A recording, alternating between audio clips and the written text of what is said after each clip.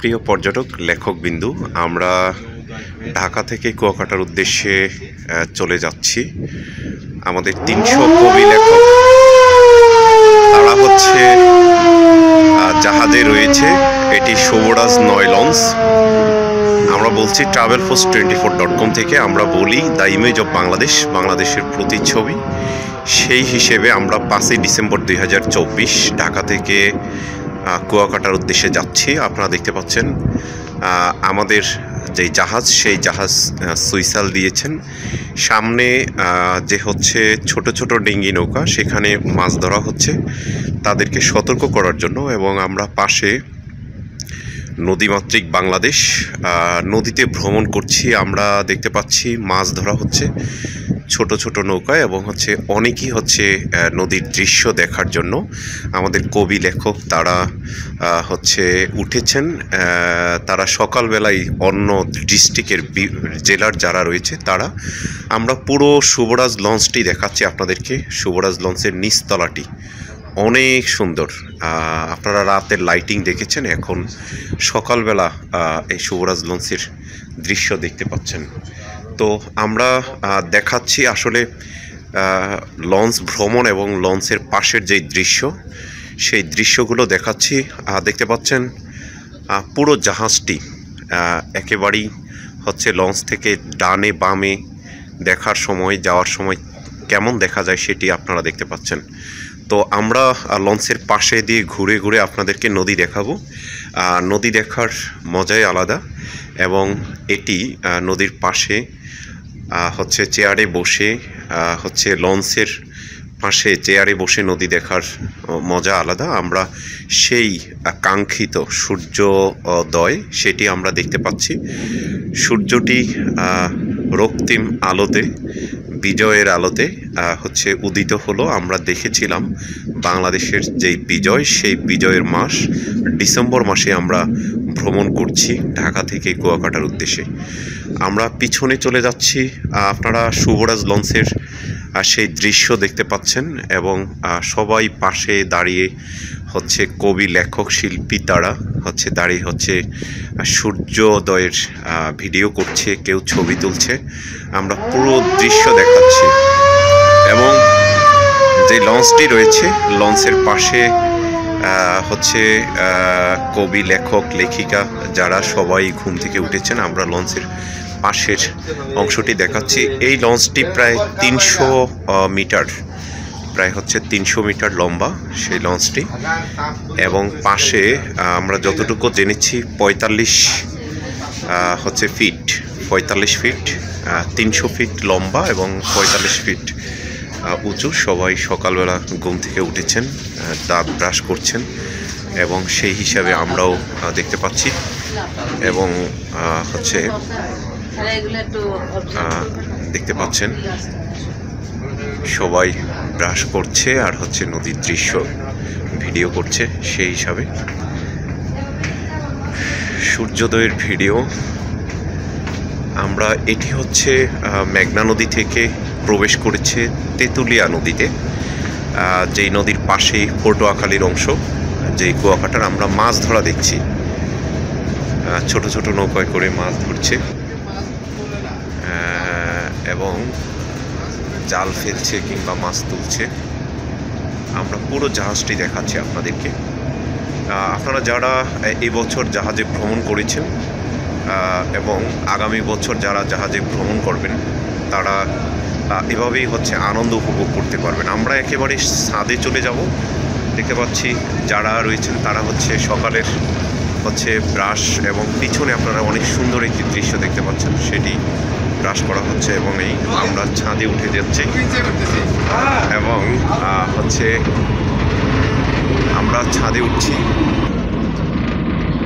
আবার সেই আমরা কাঙ্ক্ষিত সূর্যোদয় সেটি দেখতে পাচ্ছি ছাদের উপর থেকে। আমরা কুয়াকাটা যাচ্ছি, হয়তো এটি দশমিনা উপজেলার পাশে রয়েছি। এবং ছাদের উপরে কবি লেখক তারা হচ্ছেন ছবি তুলছেন। আমরা তাদের হচ্ছে ভিডিও করছি এবং এবং হচ্ছে তাদের সাথে আমি ছবির সাথে ভিডিও যুক্ত করছি। আমাদের দেখতে পাচ্ছি কবি লেখক। এখন শীতকাল, শীতের সময় হচ্ছে সবাই হচ্ছে শীতের সময় সবাই হচ্ছে শীতে কাবু হচ্ছে কিছুটা, তবে এখনও শীত পুরোপুরিভাবে আসেনি।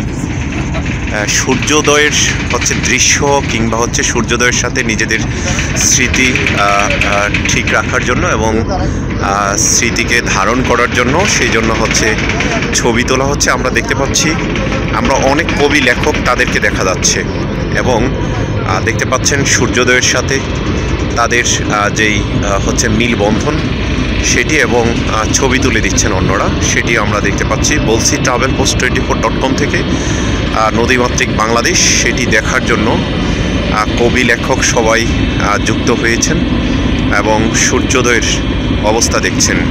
আজকে হচ্ছে 6 ডিসেম্বর, গতকালকে 5ই ডিসেম্বর ছিল। সেই ডিসেম্বর মাসই এগিয়ে যাচ্ছে।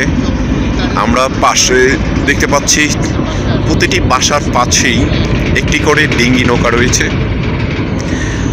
নদীমাতৃক দেশ এবং নদীর যে জীবনযাপন সেটি আমরা দেখতে পাচ্ছি।